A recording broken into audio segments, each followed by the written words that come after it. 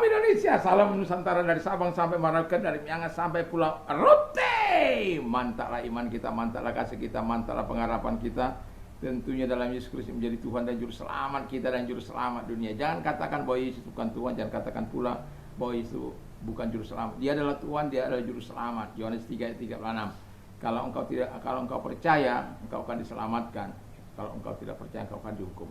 Dalam Yohanes 10 ayat yang 14 ayat yang ke-6 dikatakan, Akulah jalan dan kebenaran dan hidup, tiada seorang sampai kepada Allah kalau tidak melalui aku, Yesus Kristus.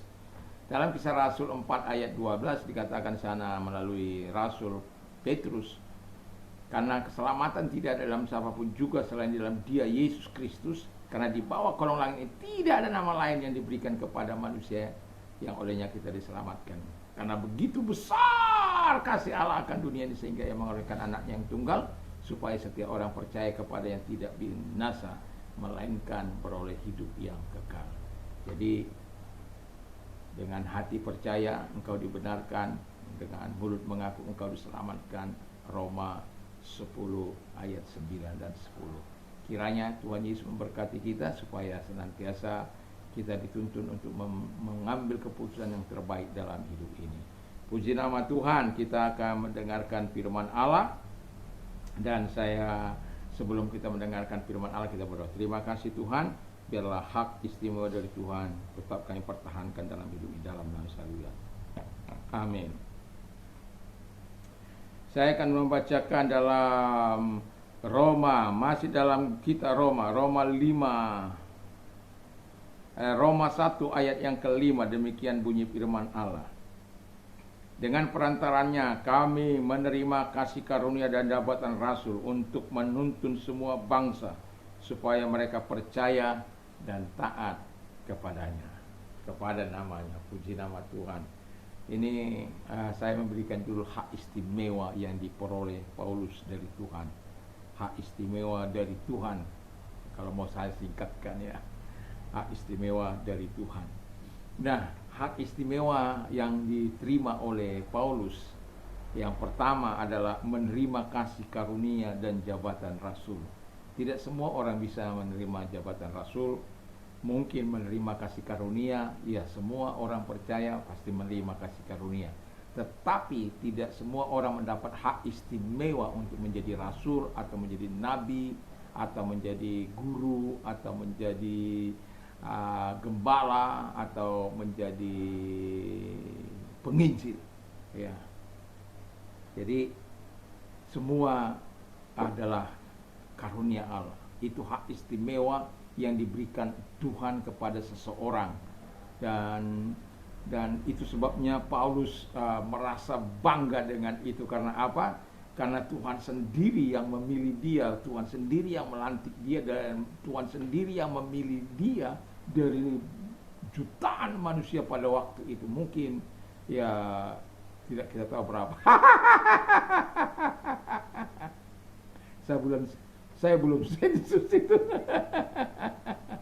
Tapi yang mau saya katakan ialah bahwa dia adalah dipilih dari antara manusia untuk melaksanakan panggilan rasul itu.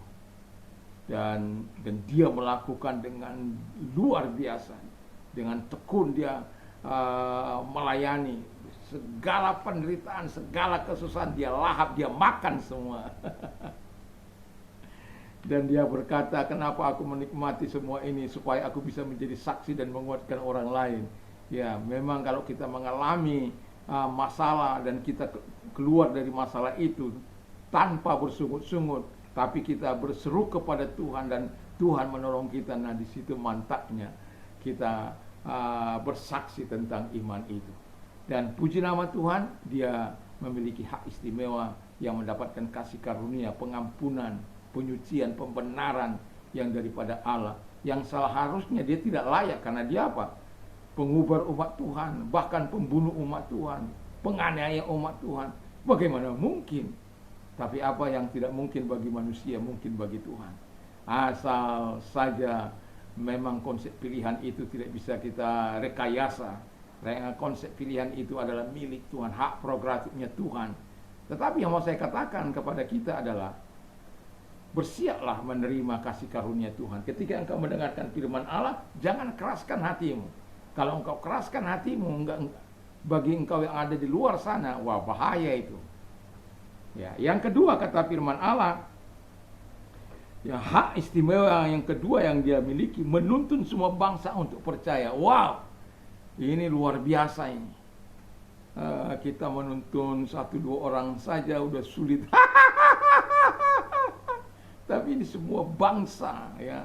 Bangsa, ya. Saya sudah tahu bagaimana dia dari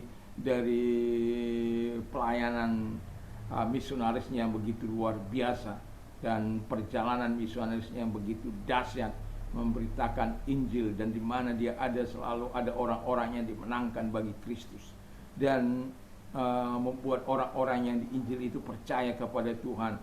Bahwa kalau banyak orang-orang, khususnya apalagi orang-orang Roma, itu suka sekali memuja-muja dewa-dewa, atau orang Korintus, atau di mana saja, ya, lebih utama lagi di Efesus. Dan yang mau saya katakan adalah bahwa dia punya hak istimewa yang begitu luar biasa, membawa orang untuk percaya kepada Yesus. Tentu kita rindu memiliki hati atau memiliki hal ini, hak istimewa ini, membawa orang pada Tuhan.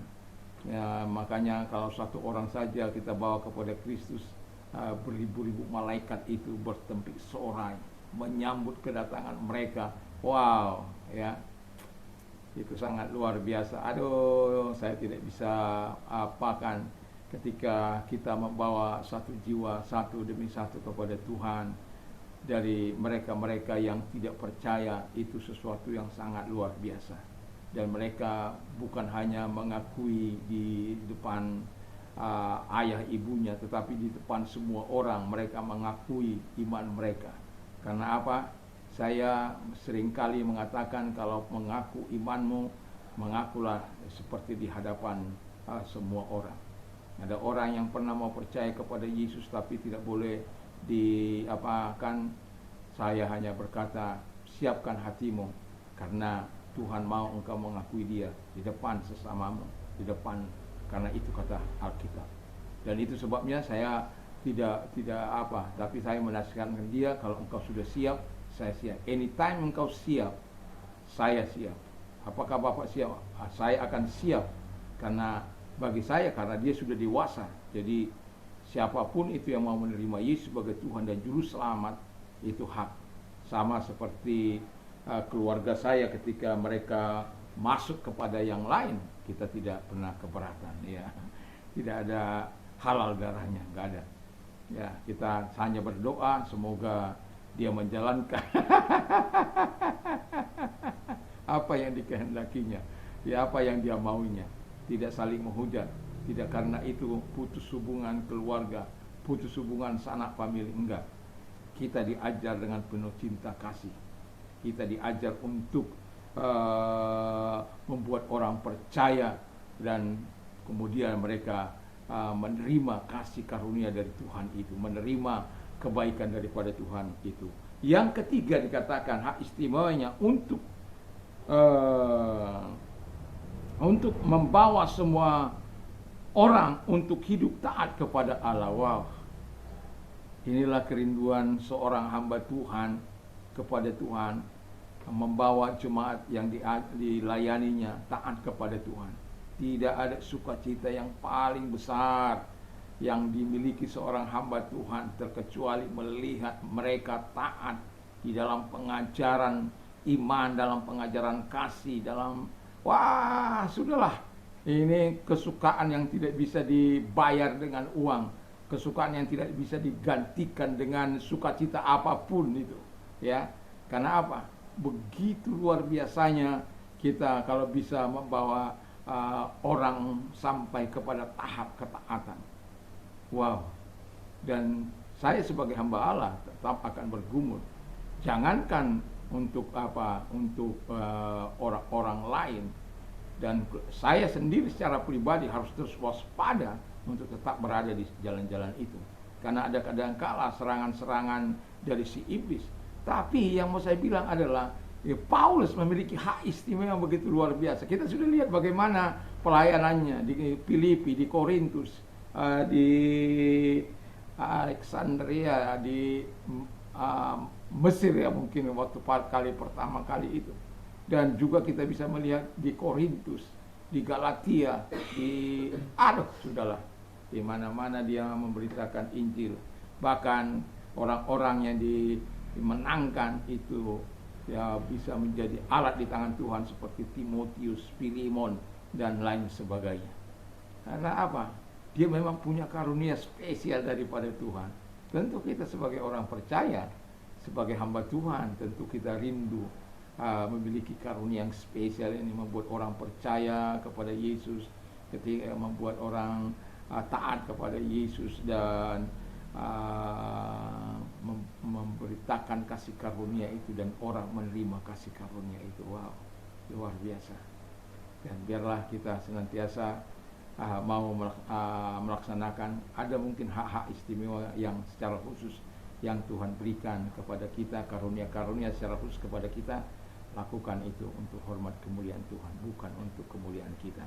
Tuhan Yesus memberkati. Mari kita tunduk kepala dan kita berdoa. Terima kasih Tuhan, biarlah kami belajar untuk hidup sebagaimana Paulus hidup, Tuhan Bapa di surga, ketaatannya, kesungguhannya kepada Bapa di surga, dan demikianlah kami, biarlah kami hidup sesuai dengan kehendak Bapa di surga. Terima kasih. Dan bagi mereka yang sakit, aku mau berdoa bagimu, dan kalau engkau sakit, arahkan tanganmu kepada Tuhan. Mari kita berdoa. Tuhan Yesus, lihat tangan-tangan yang diangkat kepadamu, datanglah kepada mereka, mengangkat segala sakit penyakit mereka dalam nama Yesus Kristus, dan oleh bilu-bilu daripada Tuhan Yesus mereka sembuh, oleh kuasa-Mu mereka sembuh.